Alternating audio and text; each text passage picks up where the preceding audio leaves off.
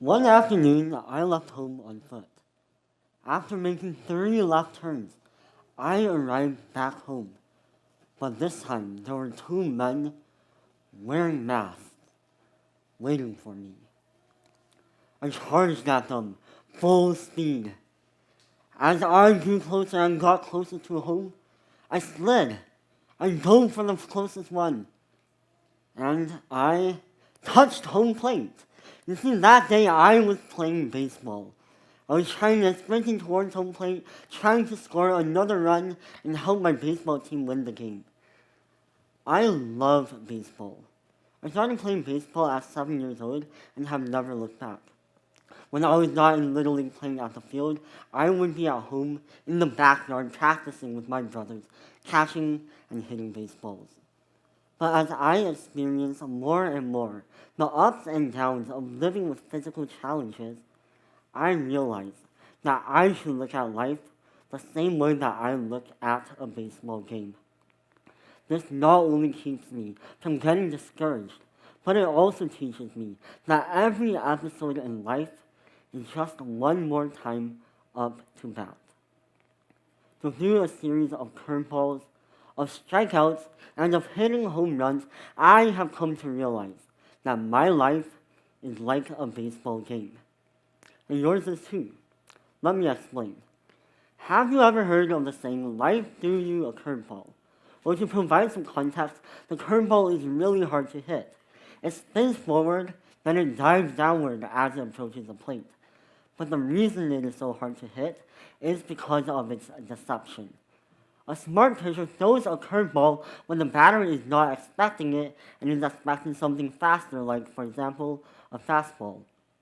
Thus, the usual response to a good curveball is the batter swinging much too early and completely failing and missing the ball. So this is really what makes the curveball so hard to hit, because of its deception. And it seems as if our lives are full of these tricky and unexpected curveballs. I was thrown a curveball in my first at-bat. You see, before I was even born, my parents learned that I suffered from hemifacial microsomia. It's a condition that affects half my face, including cleft lip and palate, hearing loss, poor vision, and a smaller jaw on the left side of my head. From day one, I had to learn to work hard and put that extra effort in to swallow my milk, as I had a tendency of coming right back out of the gap in my mouth. At only 1 month old, I had my first surgery, followed by another at 3 months, and yet another when I was 1. Within the first 5 years of my life, I had many surgeries in my mouth, eyes, and ears. Through these procedures and the therapies that followed, I was slowly but surely brought to physical wholeness. And along the way, my family and I really learned that we needed to be carefree and not easily troubled by all my medical challenges, all the millions and millions of doctor's appointments I had to go through, and all the special things that I specifically had to endure. We are all learning that when we are easygoing, things go easier. But now that we've looked at the curveballs of life, let's take a moment to talk about strikeouts. I'm sure everyone here knows how they work in baseball, but in case you don't, here's a really brief rundown. So there are 3 main ways that a pitcher can throw a strike. The first way is called the swinging strike. This is when the batter swings at the ball but misses. The second way is a foul ball. This is when the batter hits the ball but it goes into foul territory. This only applies if there is less than 2 strikes. And finally, there is the called strike.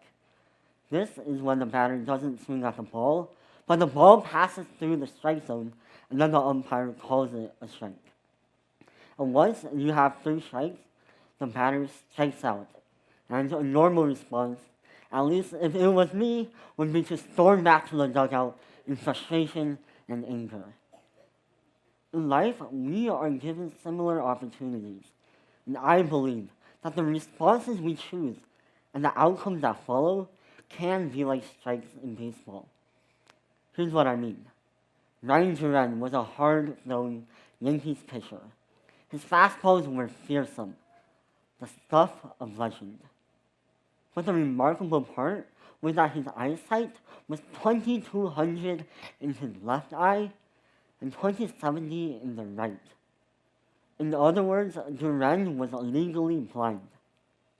Yet, in spite of this extremely poor vision, he worked harder than anyone else at his craft and ended up going to the All-Star game many times throughout his career.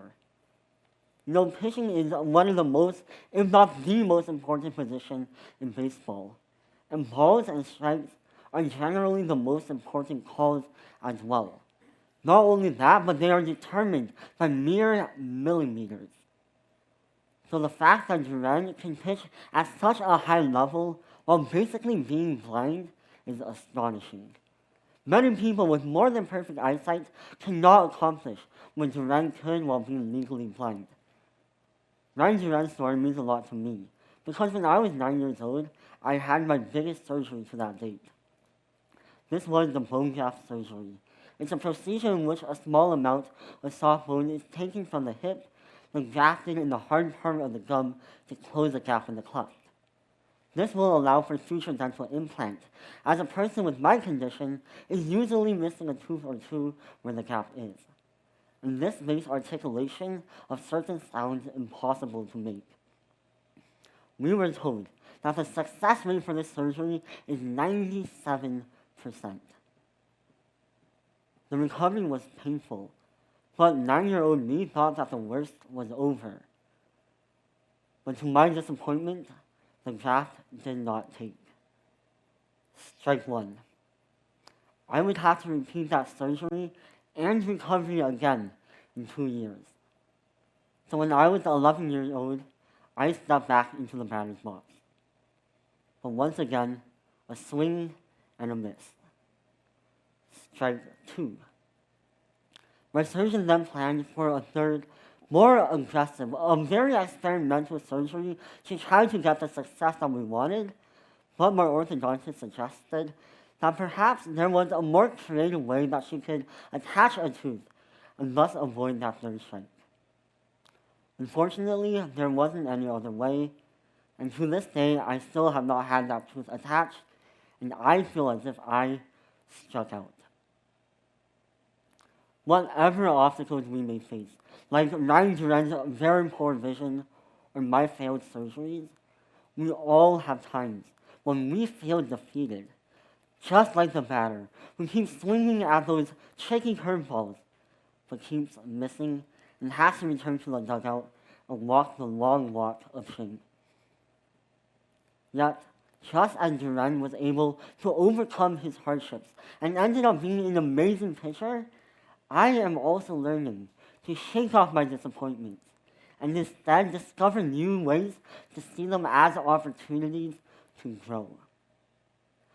So we've looked at the curveballs of life, and we've looked at strikeouts. But now let's take a look at the most exciting part of baseball, and that is hitting a home run. Hitting a home run is extremely rewarding, but even more difficult to hit. But this doesn't stop a batter from trying, from dreaming, and from just swinging. This year in particular has been very exciting in terms of watching people hit home runs. Just a couple weeks ago, Cardinals legend Albert Pujols reached 700 home runs. And this is a feat that has only been accomplished by 3 other players in this sport that has existed since the 1800s. Just a couple days ago, Aaron Judge of the New York Yankees broke the American League single-season home run record of 61, a record that has stood for, 61 years. So it has been really, really thrilling for me to watch all these amazing hitters swing for the fences in every at-bat. And likewise, I was taught to do the same, to try to hit a home run in everything I do. Even with my physical challenges, I am not excused from doing anything less than quality work. When playing the piano, I am encouraged to train hard and play competitively, even with my poor hearing. And when speaking in public, I am asked to find creative ways to excel. I had to go through many speech therapies. I've said many speeches throughout my high school years. And even right now, I am currently giving back to my community and teaching younger students all over the Silicon Valley how to speak properly and how to give them their own voice. Even when I feel completely out of my league, I just step up to the plate and swing. A couple months ago, I had my biggest surgery for a person with my condition. It was early in August, and this was the double jaw surgery. So essentially what the doctors did was that they took my bottom and lower, and my top and lower jaw, then broke it into 4 pieces. After breaking the bones in the jaw, they rearranged it so that my teeth were aligned properly. I must admit, the recovery was extremely tough and painful. I couldn't eat, and I couldn't drink for over a month and a half. I couldn't talk as well as my teeth were clamped shut together. The first couple of weeks saw trouble breathing, and because of that, countless of sleepless nights. I lost all feeling in my lower lip down to my chin, and to this day that has not come back. Only recently, in the past couple of weeks, have I been able to eat and talk normally again, although I am still trying to get accustomed to the new way that my jaw is structured. Yet I believe that through a lot of patience, a lot of hard work, and a lot of my teammates that stood with me along the way, I have been given this platform and this opportunity to step up to the plate and try to hit a home run, telling everyone here my story. None of us yet know exactly how this game of life will ultimately play out. A baseball game has 9 innings, and the players know exactly which innings they are in. However, in life, we can't see the outcomes, and for all we know, we may be striking out at this moment. But just as a player learns not to give up before the game is over, we also should not let life challenges get in the way of achieving a victory, whatever that means for each of us individually. The curveballs, the strikeouts, and the challenge of hitting a home run should all serve to strengthen us, not defeat us. So now, let's play ball.